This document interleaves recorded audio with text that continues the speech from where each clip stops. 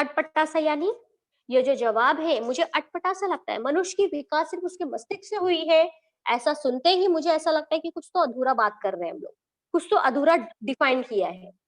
तो यहाँ पर लेखक डॉक्टर सूर्य नारायण जी ने कहा है कि नहीं, मस्तिष्क के साथ भाषा ने भी इसमें बहुत बड़ा अपना योगदान दिया है। कहने का अर्थ यह है कि मस्तिष्क ने एक ऐसी पावरफुल पावरफुल चीज का निर्माण किया।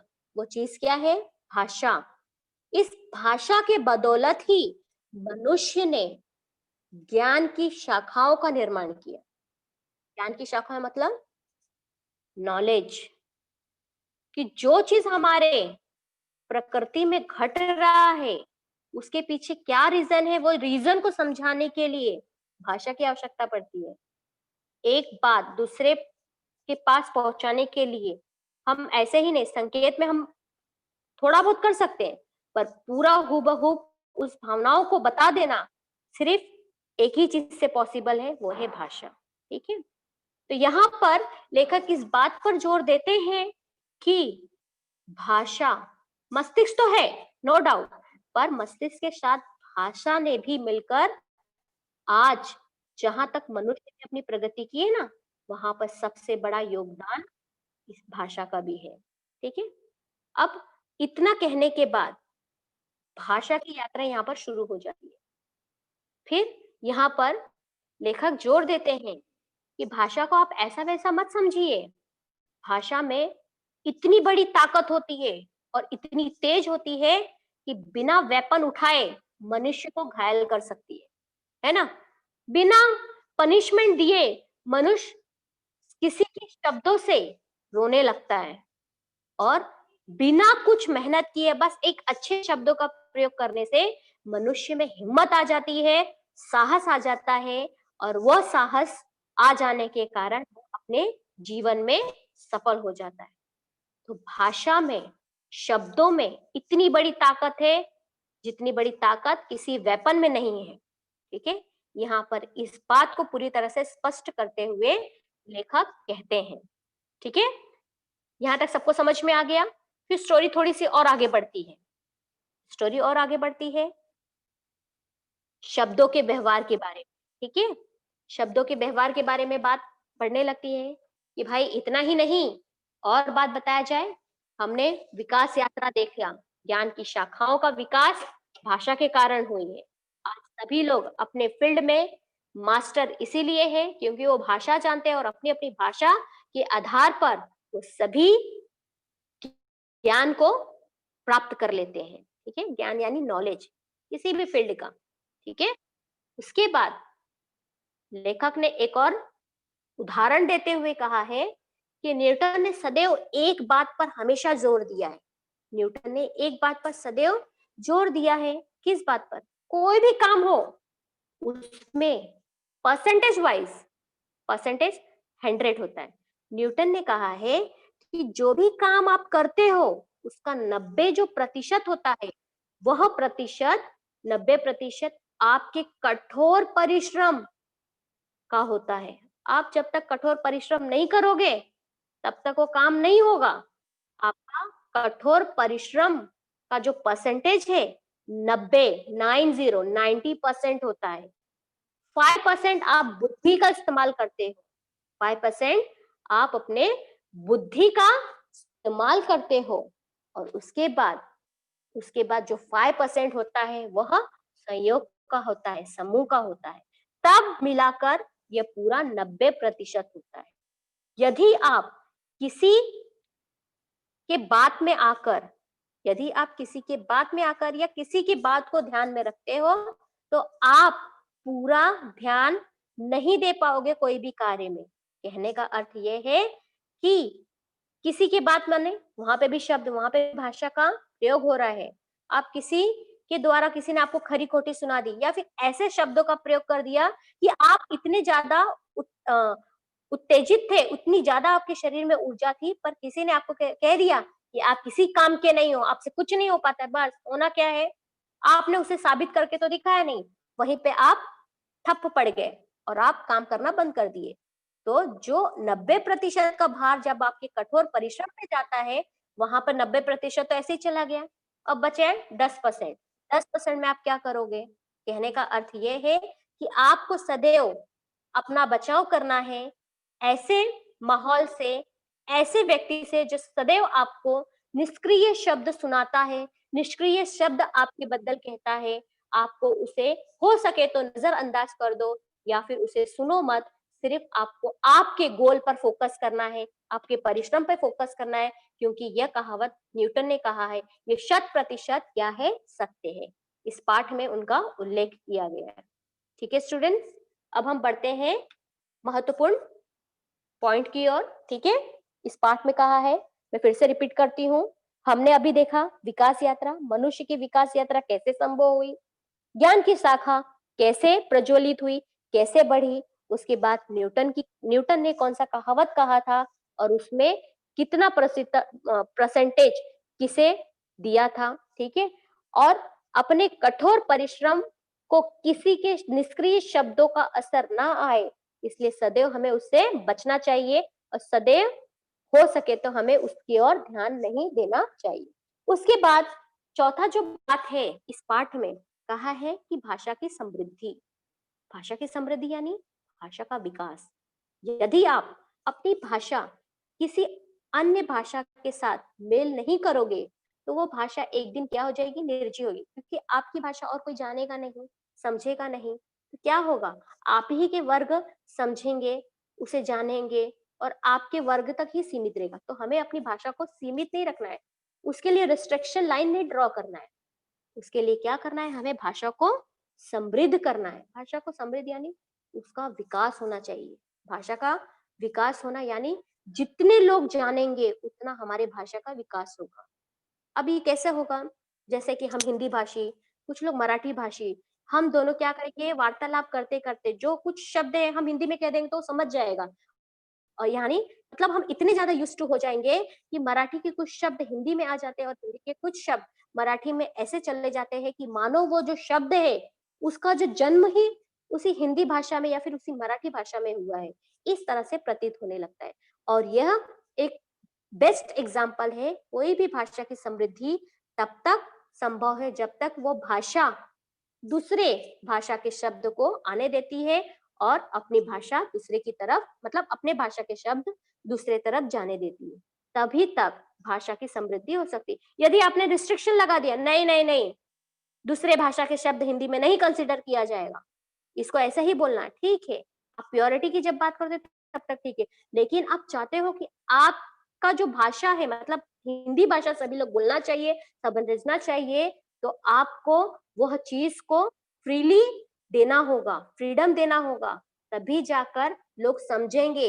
अपनी मातृभाषा को साथ में रखकर दूसरी भाषा को समझेंगे और इजीली इजीली उसे अडॉप्ट कर लेंगे और उसे बोलना, समझना और उसमें पढ़ना शुरू कर देंगे। ठीक है स्टूडेंट्स, ये रही महत्वपूर्ण बात भाषा समृद्धि से रिलेटेड। भाषा समृद्धि यानी भाषा का विकास। ठीक है, समझ में आया यहाँ तक सभी को? फिर उसके बाद कहा गया है एक और महत्वपूर्ण बात इसमें कही गई है। कौन सी महत्वपूर्ण बात है? कि अरे भाई, आपको इसके साथ ही साथ क्या करना है? भाषा का प्रयोग सोच समझ के करना है। क्यों करना है सोच समझ के? क्यों सोच समझ के करना है? कि यदि आप कुछ बोलते हो, आपके मुख से बिना सोचे समझे कुछ शब्द निकल जाता है, तो आपके चरित्र उस पे, मतलब आपका चरित्र उस पे झलकता है, आपके संस्कार, आपकी सभ्यता, आपके बोलने के तरीके से समझ में आ जाता है। तो इसलिए हमें शब्दों का बहुत संभल कर और सही शब्दों का प्रयोग करना है जब हम किसी और के साथ संभाषण करते हैं या वार्तालाप करते हैं। ठीक है, ये बहुत महत्वपूर्ण बात है और इसके साथ ही साथ ये बहुत ही बड़ा कौशल है जिसे सीखने के लिए हम कई वर्ष लगा देते हैं। ठीक है, समझ में आया यहाँ तक? उसके बाद एक और कौशल्य हमें सिखाया जाता है कि कम से कम शब्दों में अधिक से अधिक बात कह देने में, यह एक कला है।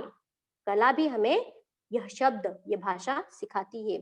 कम से कम शब्द में अधिक बात कह देना, यह एक कला है और ये कला आसानी से नहीं आएगी। इसके लिए हमें परिश्रम करना पड़ेगा। क्या परिश्रम करना पड़ेगा? ढेरों सारे बुक्स पढ़ने पड़ेंगे, अच्छे अच्छे बुक्स पढ़ने पड़ेंगे, तभी जाकर यह कौशल्य हमें अर्जित होगा। अर्जित यानी प्राप्त होगा। ठीक है। और उसके बाद लेखक ने और जोर देते हुए कहा, क्या तुम्हारे पास भी अपनी खुद की डिक्शनरी शब्दावली है, जहां पर आपने हिंदी के नए शब्द, मराठी के नए शब्द, अंग्रेजी के नए, जो भी भाषा आप पढ़ रहे हो, नए शब्द का संग्रह किया है? नहीं किया है तो अब से आपको करना शुरू करना है, क्योंकि आपको भी अब क्या बनना है? क्या बनना है? शब्द संपदा का मालिक बन रहा है। तो यह आप कब बन सकते हो? आप मालिक कब बन सकते हो? जब आप शब्दावली को संग्रह करना शुरू कर दोगे। ठीक है स्टूडेंट्स, यहाँ पर शॉर्टली क्या कह रहा है कि बसंत ऋतु सच के तो आ रही है, इतना ही नहीं कि जो फल है, फूल है, वो गुनगुना रहे हैं, मधुमक्खी सिर्फ मकरंद से मध नहीं चुरा रही है, इतना ही नहीं, इसके साथ ही साथ इसका जो असर है, इसकी जो खुशहाली है, यह बाग बगीचे में भी नजर आ रही है। जो मयूर है वो अपना पंख फैलाकर क्या कर रही है? ठुमक ठुमक कर नाच रही है। और कोयल भी क्या कर रही है? गीत गा रही है। क्योंकि क्यों गा रही है? क्योंकि बसंत ऋतु आ रहा है। कैसे आ रहा है? सज धज कर आ रहा है, पूरी प्रकृति को सजा धजा देगा, क्योंकि यह ऋतु ही ऐसी है जहां पर हर जगह, हर कोई भी चीज हो, अच्छे से फलने फूलने, हरियाली में बदल जाता है। ठीक है।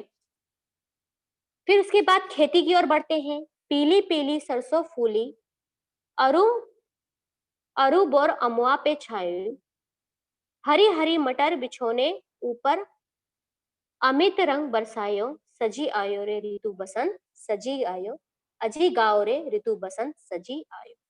ठीक है। तो यहाँ पर खेती के बारे में जिक्र करते हुए कवि कहते हैं कि खेत में सरसों का फसल इतना अच्छा, मतलब इतना अच्छा पैदावार हुआ है कि उसमें पीले पीले फूल लग गए हैं इस ऋतु में।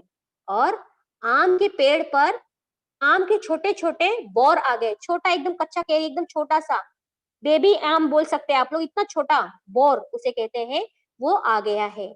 और यहाँ पर सब्जियों के इसमें देखो, हरी हरी मटर इतनी ज्यादा फैल गई है कि मानो किसी ने मैट बिछा दिया हो मटर का, इतना ज्यादा मटर छाया हुआ है, मतलब फैला हुआ है खेतियों में। क्योंकि यह ऋतु ही ऐसी है, सज धज के आती है और पूरी प्रकृति को सजा देती है।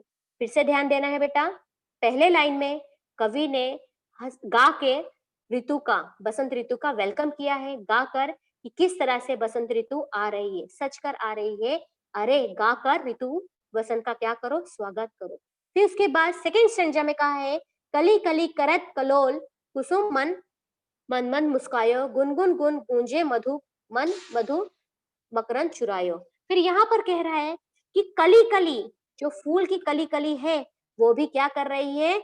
नाच रही है, झूम रही है और मन ही मन मुस्कुरा रही है, क्योंकि अब बसंत ऋतु आ गया है। और तो और जिस फूल पर मध लेते हुए जो भौरा है, वो भी मन ही मन गुनगुना रहा है और फूल के रस ले रहा है, मकरंद चुरा रहा है, ले रहा है, क्योंकि ऋतु वसंत आ रही है। कौन सी? बसंत ऋतु आ रही है, सज धज कर आ रही है। फिर बाग बगिया की बात बताया है कि बाग बगिया में फल फूल के कारण अच्छी सुगंध फैली हुई है, हवा में उड़ रही है। और इस सब चीज को देखकर जो मयूर है, अपना पंख पसार कर वह नाच रही है, ठुमक ठुमक कर नाच रही है, मटक मटक कर नाच रही है। और गीत कोयल भी गा रही है, कोयल भी इस ऋतु का आनंद उठाते हुए गीत गाती चली जा रही, क्योंकि ऋतु वतन वसंत जो है सच कर आ रही है। अरे गाओ रे, वेलकम करो, स्वागत करो बसंत ऋतु का, क्योंकि ऋतु वसंत खुद तो सच कर आ रही है, पूरे प्रकृति को भी सजा दे रही है। फिर खेती पर आते हैं। खेती पर पीली पीली सरसों फूली हुई है, अरु अमुआ, मतलब जो आम के पेड़ पे उसके भी छोटे छोटे फल आना शुरू हो गए हैं।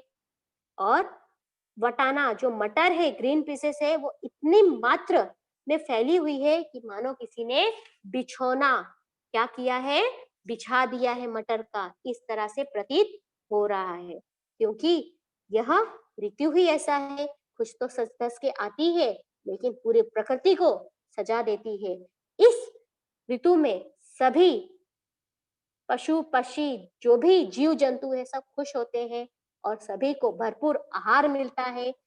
ठीक है, क्योंकि यह ऋतु ही ऐसी है, सभी को सुख देती है, उल्लास देती है, क्योंकि यह कौन सी ऋतु है, बसंत ऋतु है, जिसमें प्रकृति में पूरी तरह से बदलाव नजर आता है, पूरी प्रकृति पूरा वातावरण हरियाली में बदल जाता है। ठीक है स्टूडेंट, यहाँ पर खत्म होता है इस